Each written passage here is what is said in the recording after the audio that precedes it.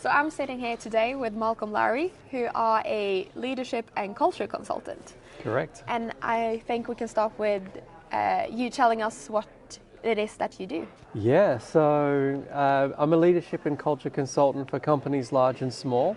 And what I do is I go in and work with companies, everyone sort of from Ericsson right down to startup companies, on how can we elevate their leadership, how can we elevate their culture. And my experience over the last 25 years of working with people and my background in NLP, Neuro-Linguistic Programming, has allowed me to help these companies in really unique ways. So we go out and do workshops on values, or we do workshops around collaboration. I've just been working with AFRI on some really fantastic leadership events. And I'm always looking for what is that key that we can use to unlock some potential. And more often than not, the thing we're unlocking is self-leadership, some level of personal responsibility and accountability about how people are behaving in the culture. And if everybody makes a small change, it adds together to become a really big change inside the companies. So what have we learned from these two transitions? So before it was all physical, then it was all digital, and now we have a new kind of a mixture and possibly more hybrid than before. Yeah, so I often, when I'm doing my workshops on hybrid leadership and hybrid work life, I talk about the fact that we went through the Industrial Revolution in like 1700 and something.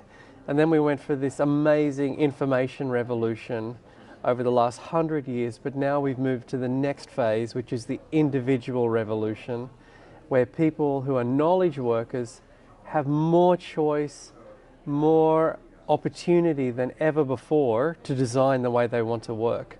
So what happened is that the control companies used to have over the way people work has sort of just been smashed. And so instead of trying to control how people work, now it's about how do we move our talent around and make sure the people are getting what they really want to have and stay really attractive as employers, but also keeping them connected to the culture and making sure all that great collaboration happens. So we're in this really new exciting phase where companies really need to let go of a lot of control, but at the same time give people all of the tools and collaboration tools and everything they need to really thrive in this new way. I think it's one of the most exciting times, and every leader now really has to upgrade their leadership in a completely new way, because now that relationship you have with people is going to be more important than ever. So we already talked about this now, about self-leadership and collaboration, but how has it changed the cultures or the company's corporate culture? Yeah, well, I think one of the things that's happened was people, as they work more and more from home, what we can see is there's a bigger disconnect between the big company culture and the people.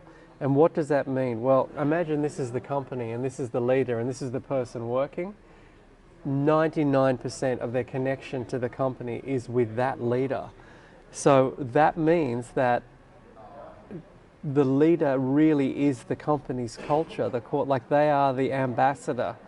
So the leaders now, I think, really have to recognize, like if you work for, let's say you work at Spotify, like I am Spotify for these people. If I work at, whatever it is, whichever company, Ericsson or H&M, I am Ericsson, I am H&M for these people. And so for me, this is really the biggest change in the culture, that the connecting tissue to the culture, because you're not walking into the big building every day anymore. You're not being around hundreds of people. Many people are working at home remotely now, and this will increase over time. And so that for corporate culture now to spread out, it's got to go through those leaders who are the connecting tissue. So it's a bit like connecting dots in a puzzle now, that in a way I feel that leaders now really have to understand we represent the values of the company, and people will stay or go because of me much more often than ever happened before. You mentioned that we will increase even more how much we work from home. So how does that work? And also, is there anything as a perfect hybrid situation? Say that everyone decides 3 days at the Right, office. yeah. I mean, before the pandemic happened, we were already at sort of 15% of people in any given company were working outside of the office on any given day. So already sort of had 15% of the company on any day would be out visiting customers, traveling, working from home, working from another office. So we already began that process, but the pandemic really accelerated that. And now people are saying, like, what is the perfect mix? And what I work with companies with, you know, that I really think is important is not to think in terms of numbers, okay? It's not how many days they're in the office. It's how many days are they in the office doing activities that are much better suited to the office. So let's say you want to get together with a team and do some, you know, mind mapping and planning and brainstorming. That kind of activity is just so much more effective if you can sit around a table with some donuts and coffee and have some fun, have some snacks, be connected. But why would you go to the office to have a Teams meeting with somebody who's not in the office? But the reality is that we're going to have this very dynamic mix all the time. When you're at home, you'll be meeting people, you'll be having meetings online with people who are at the head office. When you're at the head office, some of your time will be spent having meetings with customers who are not there. So we're going to have this really dynamic mix. What is more important is what I call meaning-making activities. Are we spending the time in the office doing activities that connect us to other people, build relationships, and build a sense of meaning and purpose in our work? All of us are much better working home alone when we have to do admin and simple concentrated tasks like Excel files or something. Everyone wants to be alone to do those kind of tasks. But other tasks, the one that really build connection, really build meaning, really make you feel connected to the company and the people, that's what we should be focused on doing in the office. So don't count days, count meaning-making activities. How do you think we have handled the challenge of digital leadership, and are there lessons to be learned from this? Yeah, well, I mean, I would say leaders have adapted incredibly well, but what digital leadership did is that, you know, in digital, bad leaders have nowhere to hide. You know, because True. if you're in a big office environment, you know, on a floor, there's 200 people, lots of desks, lots of noise, lots of activity, a bad leader can kind of hide amongst the noise. But digital leadership just really exposes bad leaders really, really quickly. And so I think that, you know, good leaders have got better, and, you know, high five to them for doing that. They did it at speed, at scale, under pressure, amazing.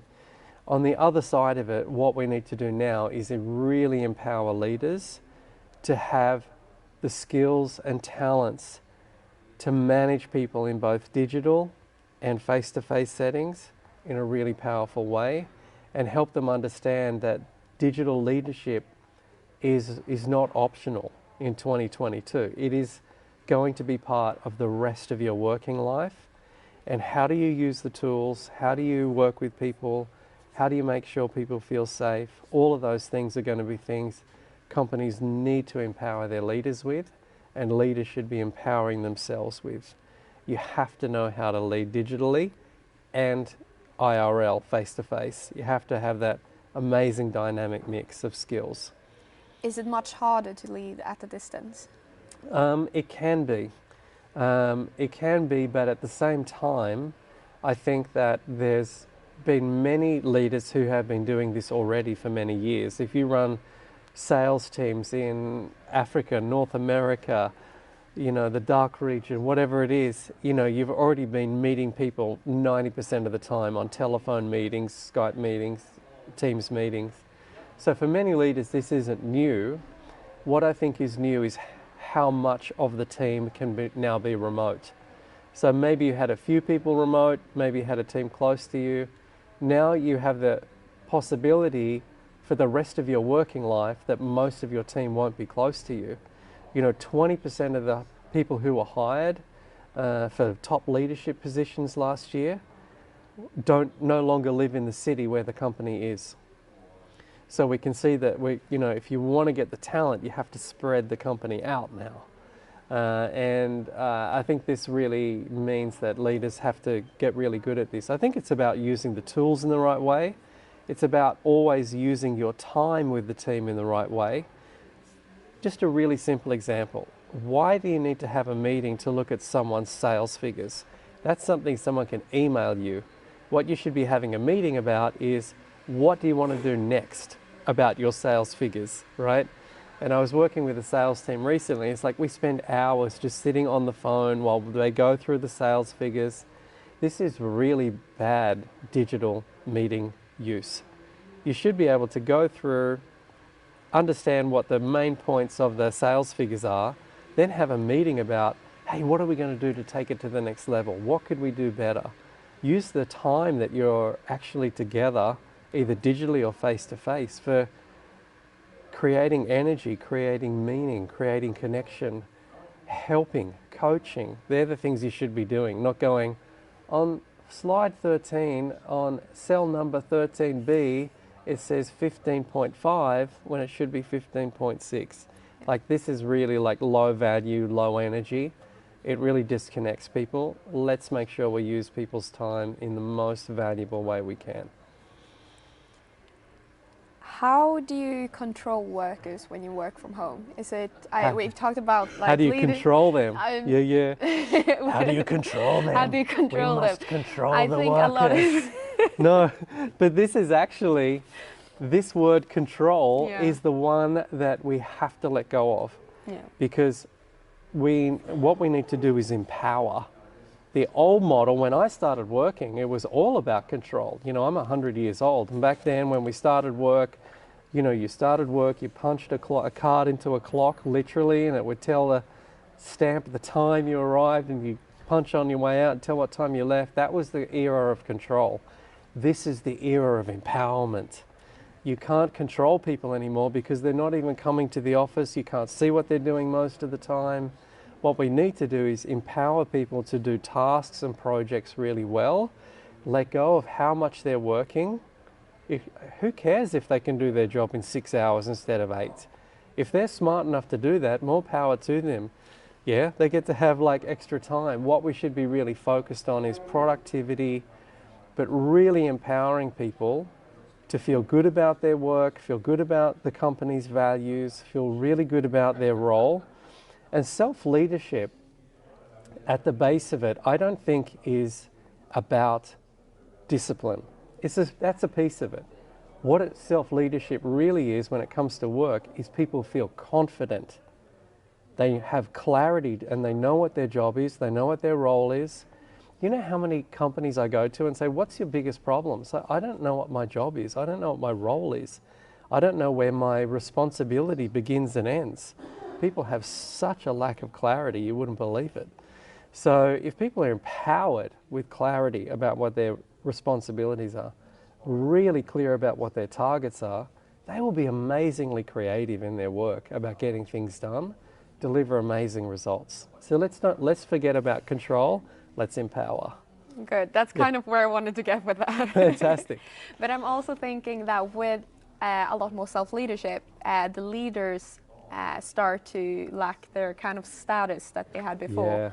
Yeah. How is that affecting the leadership and the environment? Yeah, I think this is where the old model of leadership, it's like the final nail in the coffin of like, I'm the big boss who walks around and tells you what to do. I think that's a really big part of it. And people want to have leaders they can admire.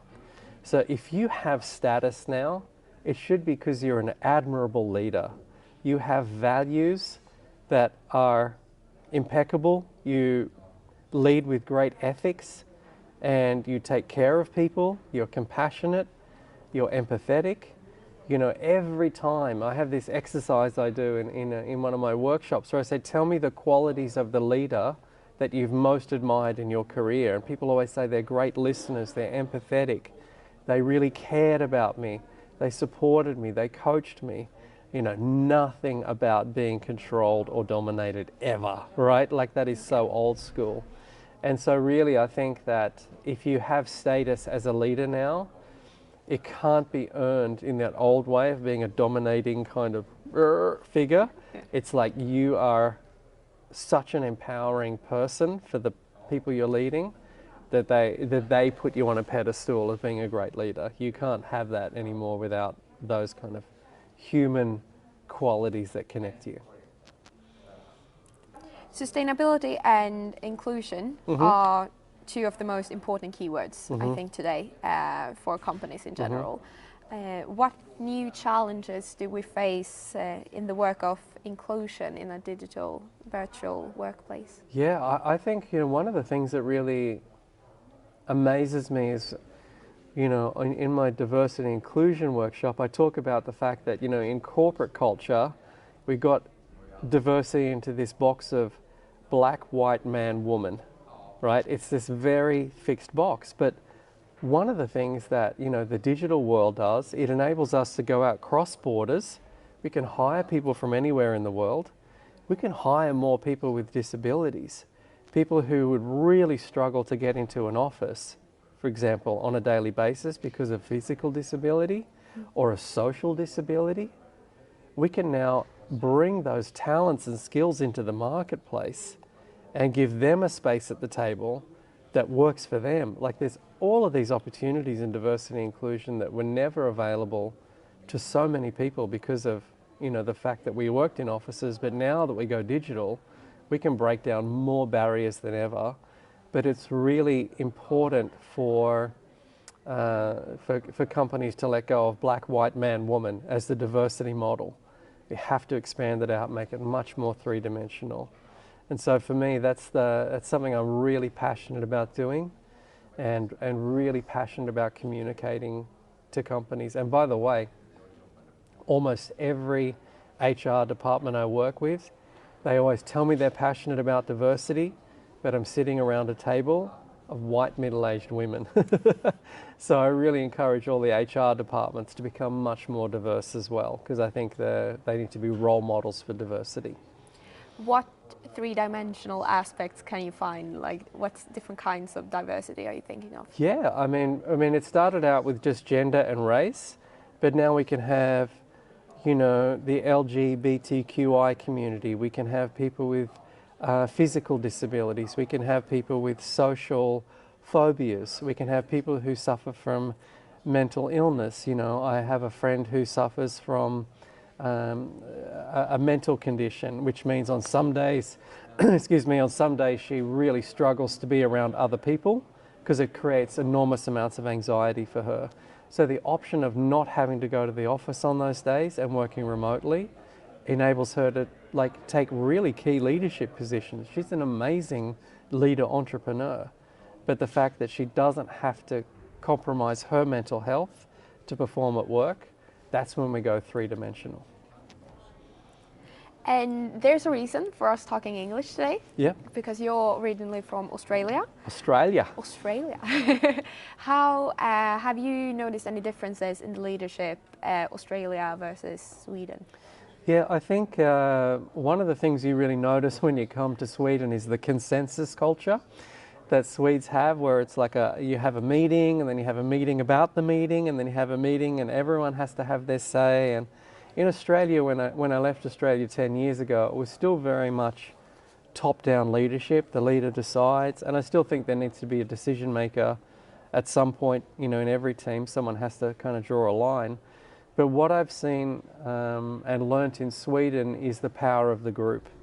That if everybody has some say in the decision making, they actually are much more empowered to, or much more willing to accept the decision that's made and much more willing to engage in that decision.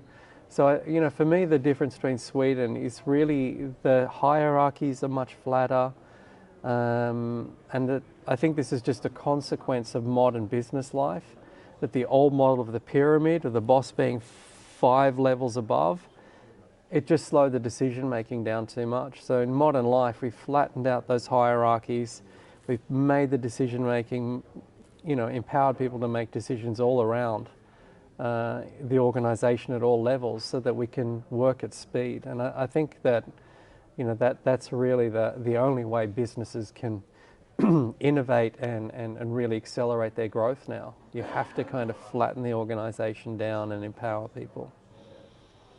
Good. Thank you so much for coming here today. Thanks for having me. Thank you. It's great to work with Talarforum. Thank you. Thank you.